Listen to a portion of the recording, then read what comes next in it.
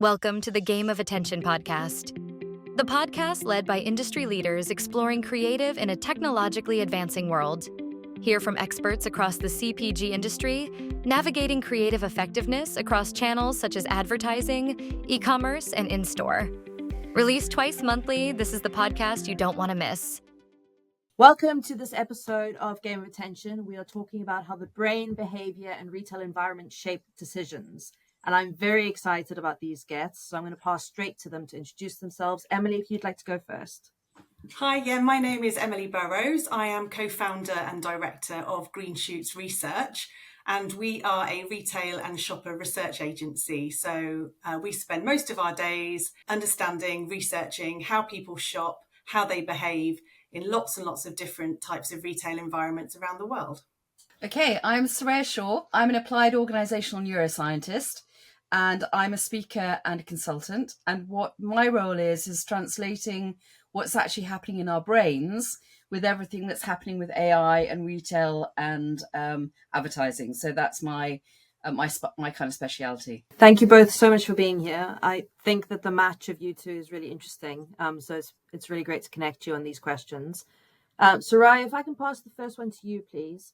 How much of a shopper's decision-making process is conscious versus subconscious? That's such a great question. It really is, because people hate thinking that that everything is happening to them subconsciously, which the majority of everything is happening subconsciously, and then it actually pops into your cognitive brain, and we become aware of it. A lot of it is to do. The reason it's subconscious is the brain. It's all about our own biases and the way that we perceive the world and the way that we have patterns in our brain. And then your brain will make the decision, or you are making the decision, your mind is making the decision, and then it pops into your conscious brain. So it's a huge debate, because I was reading an article the other day and people don't like the whole thought that so much happens subconsciously. We like to think that we're conscious creatures directing everything that we do, but actually our brain is this most amazing organ in our head, and it controls everything that we do. And it's also the big thing that it's doing is controlling energy. So hence so much happening subconsciously. So you're not using your cognitive prefrontal cortex to actually do the hard thinking. So what we find is that it's variable. I completely agree with Soraya that so much of the shopper behaviour is in the subconscious, but it does for us vary by the type of retail environment. So if you imagine going to a supermarket where you're shopping 3 or 4 times a week, then I would say that probably 80 to 90% of that behaviour is subconsciously controlled. Right through from where you're parking, you'll probably find you park in the same position without even realising you're doing it. The way that you move around the store, you will follow what we call a cognitive map of that store layout. So if we were to sort of get you thinking about it, you'd probably realise you take the exact same path around the store each and every time. You'll probably end up buying the same sort of products in your basket each and every time. And, you'll literally do that subconsciously as well. So without any thought, you'll be putting those products within your basket because it's so familiar to you. And the reason why the shoppers do that is because if you were to actively be shopping in that type of environment and making decisions about everything, you'd be in store for hours upon hours, literally thinking, right, do I turn left or do I turn right? Do I want to make a decision about brand or price or pack format? Those decisions are all wrapped up in this kind of subconscious thinking. If you go to somewhere like Oxford Street maybe for the day and you're entering into a fashion store that maybe you've never been into before, then probably more of that conscious brain will be front of mind, because you're thinking about, okay, where do I want to go? Do I want to go to the jumpers, or do I want to go to the dresses, for example? It's a more emotional, involving shopping experience where you're touching things, you're involved in that shopping process, and therefore more of the decision making may be conscious, but there still will be a lot of unconscious thought going on even in that type of environment, but it very much varies depending on the environment and the type of category. Yeah, I think what I'd just like to add there, just building on that, Emilie, is we're actually habitual creatures. Absolutely. So much is a habit formed. So when you're talking about walking around the store or picking it up, what the brands that you kind of go for, they're so ingrained in your brain to save energy, it will immediately default to that because it's familiar, and that's why we have these habits, and that's actually why it's so hard to break habits. 100%, and that's the challenge actually, that we're often, brands, retailers will come to us for how can we break through to shoppers in this kind of very visually noisy environment where they are shopping so much on autopilot. And that is the challenge, because if a brand is launching a new product, it's probably a fantastic product. It's going to meet lots of amazing benefits for the shopper, but actually getting them to see that brand and to find it is so challenging, because we are faced with hundreds of thousands of products. We're literally walking around the store a bit like zombies, so we're just not looking out for these things. So the only way that we can really kind of break people out of that subconscious is with something that's disruptive or discontinuous to that environment. So we find things like, using the senses, so a smell, a bright colour, something that kind of moves into your peripheral vision that you're not expecting to see, is one of the few ways that we can actually hook into that conscious thinking, and to get people from kind of beta shopping to what we call alpha shopping, where they're more aware and they actually see something and they consider it. Otherwise, it's very, very difficult for brands and retailers to get anything to stand out and cut through in store. One of the things the brain responds to in that, you're so right, Emily, it's so difficult, is actually either a startle or surprise. And then you click the brain out of its kind of default zone that it's just merrily kind of wandering along in, and actually becoming much more consciously aware and therefore focused on what's actually going on around it. Absolutely. I think years ago when Sillet Bang launched into the household cleaning category, it was a category where everything was kind of blue and green at that time. So Sillet Bang were actually quite clever by launching a pink product. It was really bright. It was like going against the kind of category cues, and that kind of disruptive nature of the product meant that it really had standout, and it disrupted that kind of vision and that subconscious thinking that people had, and made people stop and consider it. So they're the kind of tactics that brands can use to try and help to break shoppers from that very subconscious way of thinking. That kind of shock or disruptive, is that triggering some kind of fight or flight response in humans on like a low level, because it's like a bit of a jarring to the norm? Well, it depends what it is. You're quite right, it is, because the brain is actually there for our safety. Our brain, that's its huge role. It's all about safety. So it's always scanning anyway for danger. So it's always looking out for danger. But if you startle it in a nice way, you're going to get it leaning over to the emotional, the kind of joy, happiness, fun kind of side. And so therefore it will gauge with it. Or if it's something that's dark and horrible and scary, it's not the saber-toothed tiger, it's kind of something similar, that it will go to kind of shut down and freeze or flight. So you're quite right and that's where creativity becomes so important, ideas and storytelling, about really engaging people on different levels, emotional. We're emotional creatures. Yeah, I would agree with that. We would say that things like movement, for example, is a good way of disrupting shoppers in store, because it comes back to that kind of hunter-gatherer mindset, which is if you see something moving in your peripheral vision, your eyes will naturally kind of move towards that thing. So if brands use signage where there's something moving on the screen, or we often find in sort of coffee shops or those kind of environments, when the screen changes, through our eye tracking research, we can literally see the eyes moved straight towards, well, hang on a minute, something just moved there, what happened? So things like movement, again, are a kind of key way to get people to focus on something. Emilie, if I can ask you this one, how do consumers process visual information differently online versus in store? Really good question. It's probably worth saying, first of all, that actually some of the things that we do in terms of visual processing are very similar online versus in store, because after all, we are still human beings, and regardless of the channel that we're shopping in, there are certain things that are easier for our brains to visually process. So, for example, pictures is a classic thing that our brains can process much more quickly than words. And Soraya, I'm sure you've got lots of evidence to back this up. But if I was to show you the image of a cake and the word cake, I'm pretty sure that your brain would process the picture of the cake far more quickly than it would the words cake. So that is something that's true whether you're shopping in a store, and there it will be the actual products or the packs themselves that your brain is able to process most quickly and use as kind of signposts to help you shop. And when you're online, it will be the actual pack image, if you like, that will draw and attract the visual information. So pictures are really kind of, similar way that we process information, whether that's online or whether it's in store. And again, text. People don't read as they're shopping, and that's true if we're shopping online as much as it is if we're in store. Yes, we might look at reviews and things online, but generally speaking, the majority of our visual attention will be on products and brands, because we are looking for those simple visual cues. I think the differences between online shopping and shopping in a store is When you're in a store, you have that benefit of those huge packs kind of stocked in big bays. So it's quite easy for your brain to be able to deselect massive parts of a category or a fixture. So if you're thinking about moving into the soft drinks aisle, for example, you can see a massive block of brown bottles with red labels, and you know automatically that's where all the colas are located, and your brain can almost push out anything else and navigate you to that part of the fixture. Online, obviously, it's totally different. We don't have that benefit of a massive bay of products, merchandise together. So we are more reliant on, the taxonomy that is provided for us, on clicking through.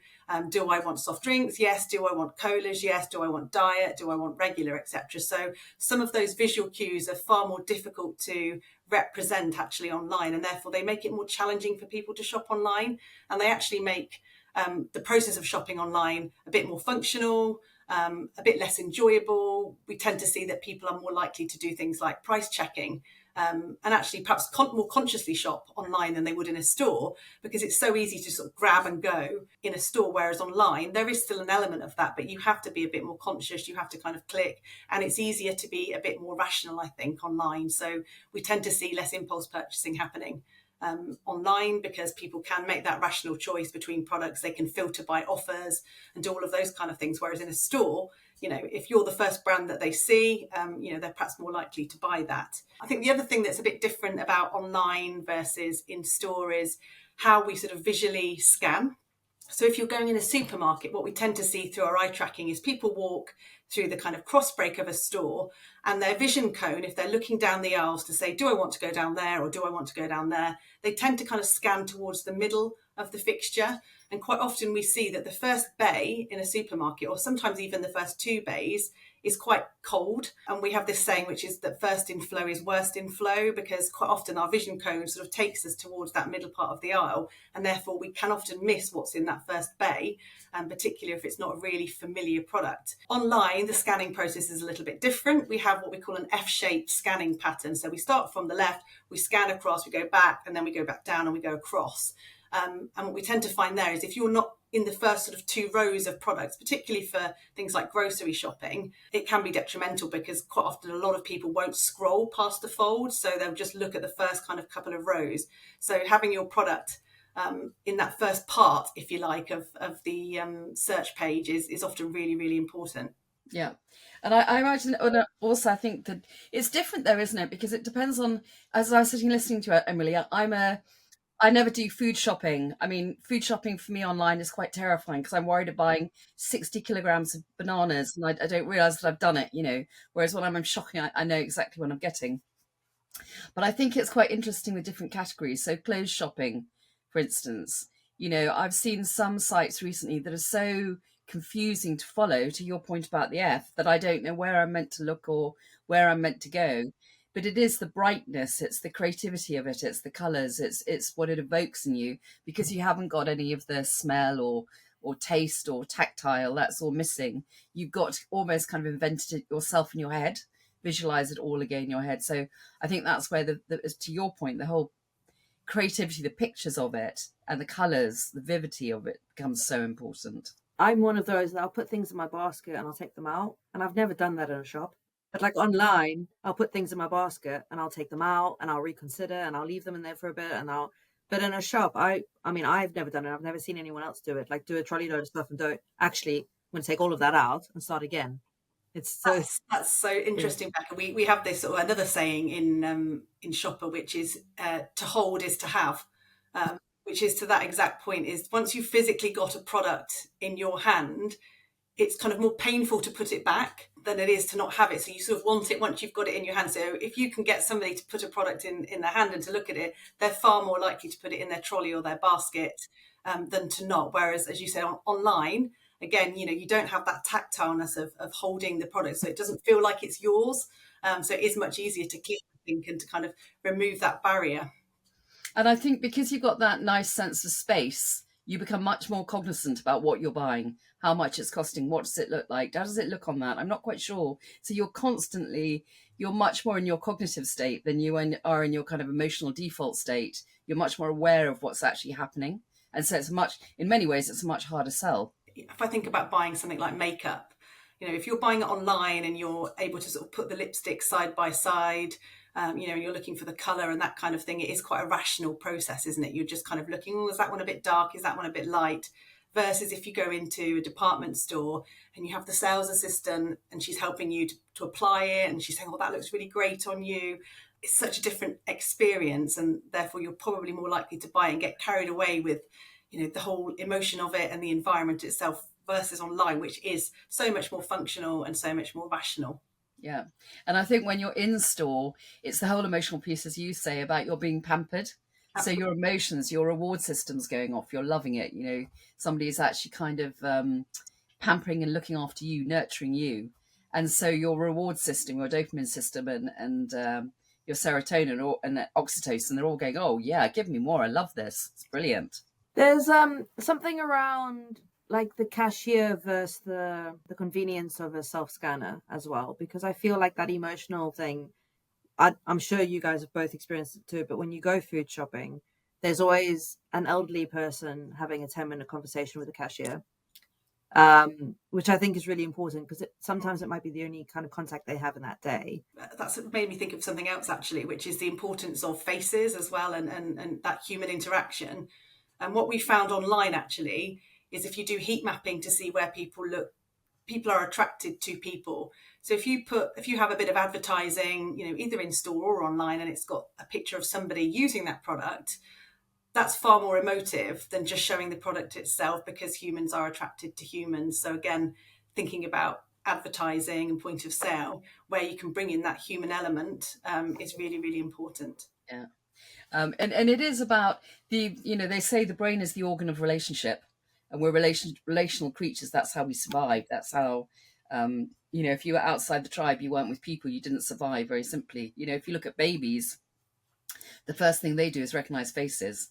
We're driven to recognize faces. We're always looking at them. So yes, that whole emotive bit of there's somebody else and I can kind of emote with them, I suppose.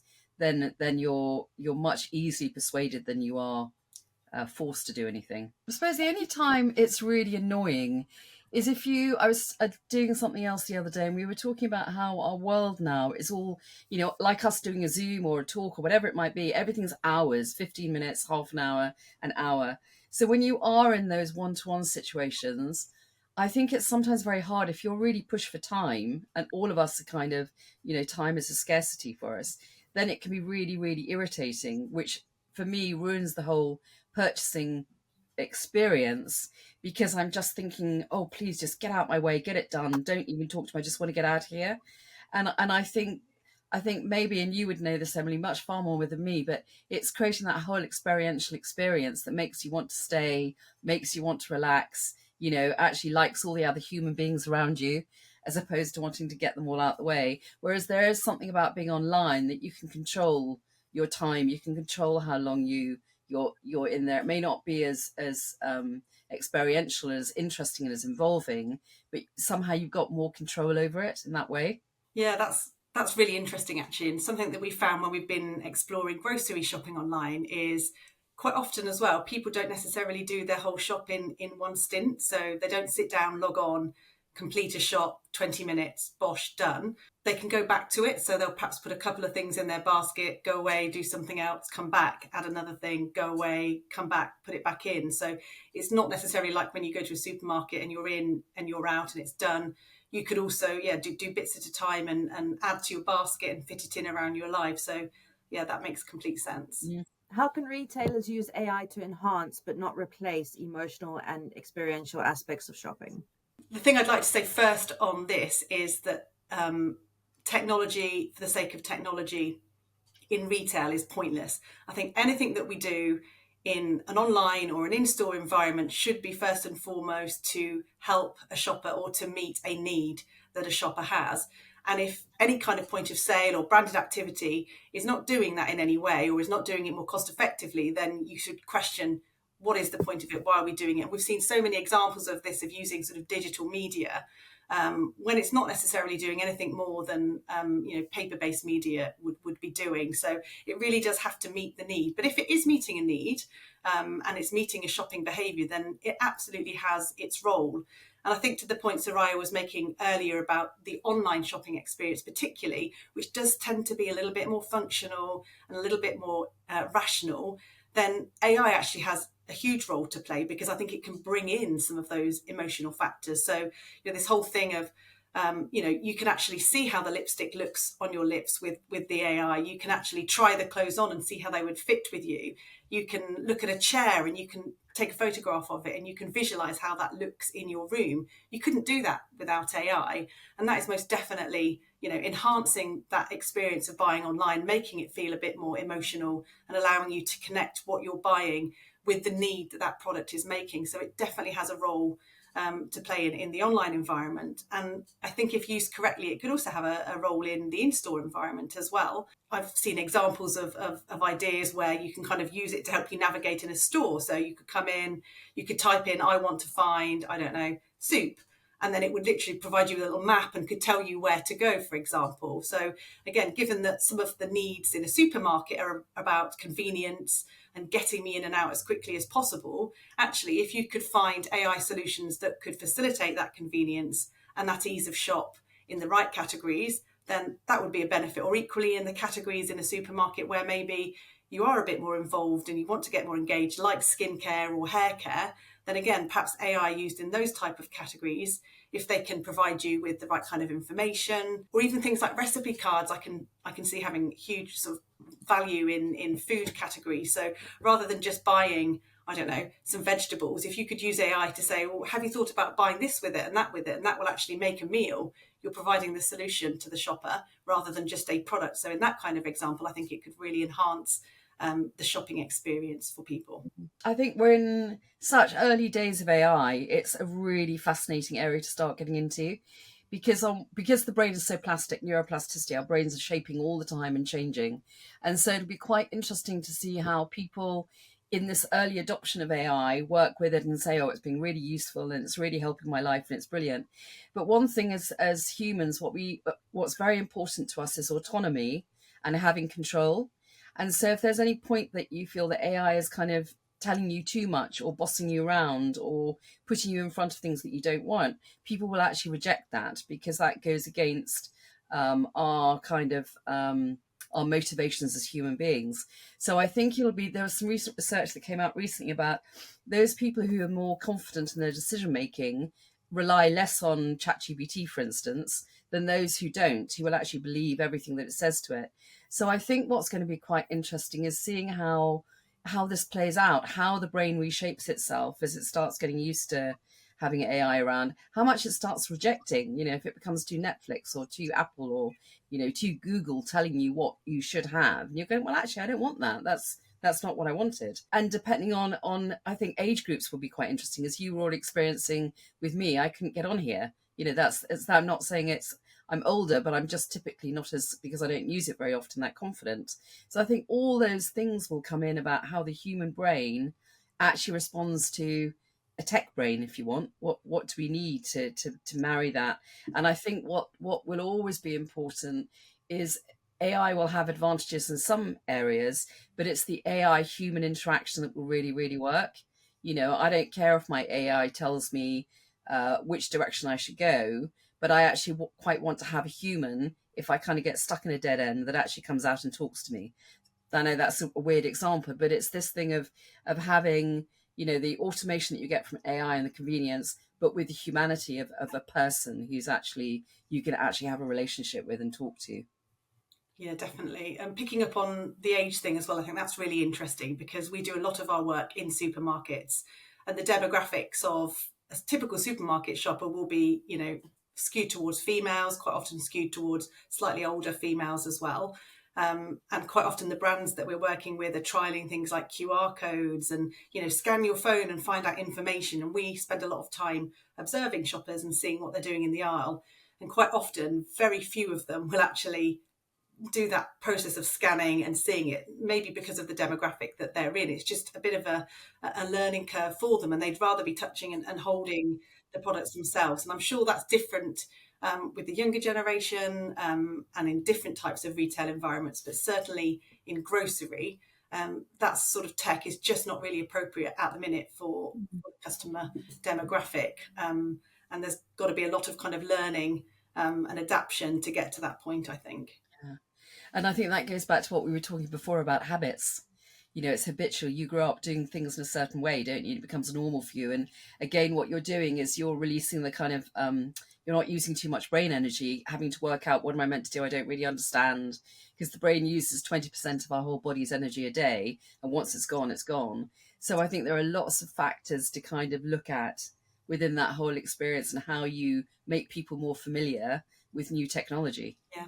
There is a bit of AI being used in retail. I mean, obviously with retail media and stuff, but there is some AI being used that I do really appreciate. And going back to Tesco, I get special prices on certain items just for me. I really appreciate that. I like the fact that they're using some kind of AI to track how I shop, what I buy, and every week I get these special products that I get a special price on. Yeah. Just me. That to me is a really brilliant way to build my emotional connection to Tesco. But it's that whole personalization bit, they've Mhm. got the data, they've got the algorithms to be able to sort it all out. And actually giving you a reward is going to make you, that's creating your loyalty and your trust. Absolutely. And that, I think, as you say, Becca, is a really positive way of using AI. That whole trend around personalization and make it bespoke for me is really helpful. So again, it's enhancing that shopping experience. Therefore, it's a positive, and therefore it should be used. Talking about kind of decision making, consumer decision making, with increasing digital integration, AI shopping and AI recommendations, how is consumer decision making evolving? I'll start answering that. So I think, to your point around personalization, I think there's going to be more of an expectation that things will be personal for you. I think people will expect to have personalized deals and offers that are tailored for them and things that are relevant to them. So I think that will change in terms of people's expectations. Possibly we might see a slightly quicker decision-making process because AI might be able to help people narrow down their choices more quickly. Whether that's online or in store, get me to the right part of the fixture that I want to get to, or the right set of products that are relevant to me, and then I'll make my decisions within that. So it might help us to kind of shortcut some of those quite difficult decisions that we have to make as shoppers without AI. And it could also lead to perhaps improved decision making as well, because like we were saying with those online examples, if I can look at a chair and see how it's going to actually fit and look in my lounge or in my kitchen, that's actually a positive, and therefore it might make me feel more confident in my decision making as a shopper as well. So it could lead to shoppers feeling a little bit more empowered about how they make decisions. Yeah, I think you're right. And I think also it lessens the cognitive overload. It's making all these decisions is exhausting and actually not something we really want to do. So it frees us up to actually do more of the things that we get pleasure from, that we get enjoyment from, that we get energy from, which I know just using AI recently in little, just different things. It's like, God, it makes you want to laugh and smile and clap your hands and go, hallelujah, this is brilliant. Like online banking, for instance, which has just changed so much. I mean, it's just absolutely brilliant. I think the only thing, again, to be cognizant of, knowing how the human brain works, is the brain can become very lazy very easily. That's just our energy saving survival mode. So I think there needs to be this kind of, people still need to think critically, about actually what their lives and how involved they are. There's a podcast that I do, and it's very much around creativity, innovation, and critical thinking. Because, if companies don't innovate, as you guys all know this, they're not going to exist tomorrow. They just won't be around. But actually, critical thinking is a really important part of that. And if the brain doesn't get that kind of reward and that kind of buzz from having thought of something and achieved it and done it, which is really, really rewarding, then I think that those brands will just disappear. They won't survive. It's got to be unique. Critical thinking, I think, is one of the 4 skills with AI that's going to be a real upskilling and needed for the future. It's interesting, isn't it? Because I feel like your point about AI making things a little bit easier, like automating the mundane tasks, is obviously going to be a game changer, but maintaining that creativity and that innovation is so essential. I was just going to say, just thinking about what it means for the brands and the people that kind of manufacturing these products. I guess there's a huge risk as well in the level of automation of, find me products that deliver this. How do they make sure that their brands and their products are coming up first, or are the things that AI is recommending? And I guess that's the real challenge, to make sure that they're understanding how consumers and shoppers are interacting and engaging with AI as well, and what are their search terms, what are they looking for, to help make their life easier and better. Because otherwise there's a huge risk that point we made earlier about people filtering things out, it makes that filtering process even easier, and therefore potentially it makes it even more challenging for any brand to cut through, particularly a new product, if you're kind of cutting through all of that using AI. So yeah, there's going to be lots of interesting times ahead, I think, for the brands to think about how they can make sure that they still remain very relevant in this world. There was something I was reading that was all about, if you've got the Netflixes and Apple and Tesco's, all the big platforms that have got the AI to take over, that actually brands having their own content, sort of like their own relationship with their consumers, with their purchasers, that can actually kind of avoid Amazon and all those big guys out there. So they really build that one-to-one relationship, would make a difference. But also it then comes back to what we were talking about before, Emily. It's the cut through, isn't it? It's that start, you need really good creative work that really kind of breaks through, and people go, oh my goodness, what was that? I relate to that. I see that. And I think there'll also be something, I don't know how this will work, but we're very tribal. So, years ago, it used to be you bought a brand because Mrs., your friend down the road have it. So you looked more, that you all belong. And if someone came in and you had something that was a real cheap product, you replace it with a Waitrose product. So all that kind of stuff. So again, you want to feel like you're belonging with your peers. So I think that's going to be an interesting area for brands to kind of develop, about how they create that tribal belonging. We look at some of the great brands, they do it really, really well. And I think that will be another interesting area for brands to own. Definitely. I feel like influence is going to play a big role here, because like you both mentioned, obviously human faces, and that sort of community vibe. Unilever have a new CEO, and he's like funneling all this money into an influencer program to create these relatable stories that these content creators are going to tell. And I think it's a very clever way in such a tech world to keep that kind of connection for brands alive. And it's about, I was reading something the other day that was about being clear that, you're not, with AI, there could be that danger of you're promoting things, you're really putting them out there into people's faces, as opposed to persuading, and having this dialogue, having this relationship, having this. I always remember with Unilever that it was very much, they base their product development on likes. What people like is really, really important to them. So I guess that's still their culture that is still within them. And so that whole persuasion, relational, as you said, Emily, what people's needs are, it is so important. Whereas AI could be about just promotion at the end of the day. Emily, can I ask you this? If there's one thing brands could do today to improve their creative effectiveness in retail, what would it be? I think it comes back to the point I made earlier about going back to the basics of what is the shopper need? How is my communication or my creative helping the shopper in some way? We see so many examples of shopper marketing and creativity that just is great in its own right, but actually isn't necessarily reflecting the shopping environment or the need that it's trying to fulfill. And sometimes actually simple things are what are likely to work more effectively for shoppers. So it's not, sometimes the best creatives are the most simplistic ones. So for example, if you're designing a fin in a supermarket, the role of that fin really should purely be as a navigational prompt.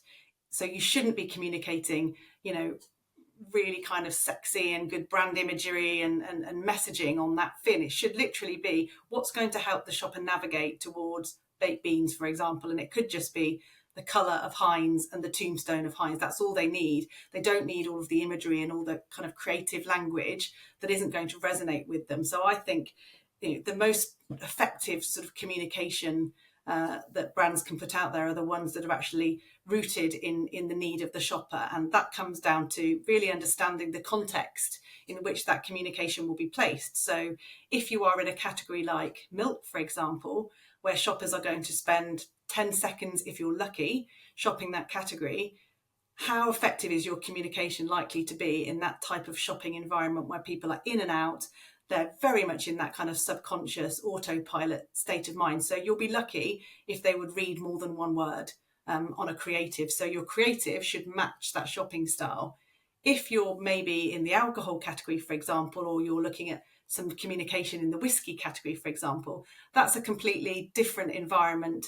People are making very different decisions. It's probably a category people are buying for a gift. It's a very expensive purchase. They're much more likely to be making active decisions. So in that kind of category, you can get away with perhaps, more involved creativity and communication where you're communicating the benefits and the needs that those products are likely to be meeting. So I really think it comes back to, is it meeting the shopper need or the occasion as well? So again, other really good examples I think of creative campaigns are ones that are appealing to consumer needs and occasions, because when you're buying a product, you're buying a product to meet a need or to consume on a certain occasion. So communication that kind of plays into that and shows you this is how you could be consuming that product, this is the occasion that this product is suitable for, are likely to resonate the most with shoppers and therefore help to drive that purchase. I think, Emilie, no, I completely agree. And I was thinking about is actually that need is also what's that consumer state. So if you're making them feel relaxed, not rushed, that you as though you really understand the kind of state that they're in. So they haven't got the fight or flight going on at all. They're quite, I'm not saying you're going to be totally chilled and relaxed when you're doing your supermarket shop, but you're not feeling that pressure and that kind of anxiety about where you're putting the brain on alert. What you've done is you've just calmed it down and said, it's all okay, don't worry. You can just get on with everything. And we've actually thought about what you need and how you need it and how we're going to deliver it for you. So I think that mindset that you help the brain create is really important. I also think it's about building a campaign as well. And again, just remembering the role that each touch point has to play. So obviously when you're talking about outside of the store, whether that's social media or, billboards or TV campaigns, that's where you have more opportunity to kind of be creative perhaps and to drive more complex messages through to consumers. But the closer you get towards the point of purchase or the store itself, the simpler those messages need to become. And it could just be a case of using a colour from that campaign that you've communicated above the line running through in store. So the brain is just kind of clocking, I remember seeing that green. It's a subconscious thought that they'd have, but it's kind of green, green, green. And then they get to the product and they see that green, and it perhaps hooks their short-term memory of that product to their long-term memory and something that they've seen on social media or something they've seen on a TV advert. So again, I think they're really clever campaigns when brands create a consistent hook, whether that's a color, whether that's a logo, whether it's a sort of an icon or an image that hooks something that they're communicating in a more complex way above the line to something really simple and quick when they get to the fixture to make them buy. Definitely. And that's where creativity is so important. I know with AI, where there's lots of worry at the moment. IPA have been doing stuff and it's all about losing the copywriters, losing good creatives, losing good ideas. But actually that's the cut through thing. That's, as you say, that's the memory. That's the kind of a brand identity, the idea, the connection, the emotions that brands create with consumers. And I don't see that going away anytime soon. I feel like keeping it simple, keeping the human in the loop, and using AI to automate, but letting the human lead in terms of creativity is kind of essential. So yeah, great takeaways. Thank you both so much for being here and for your insights. That's a wrap for this episode. Thank you for joining us. If you enjoyed this episode, be sure to subscribe, leave a review, and share it with your network. Your support helps us keep bringing you fresh insights and expert advice. Want more content like this? Head over to dragonflyai.co and check out our resources page. Thanks for listening to Game of Attention. See you next time.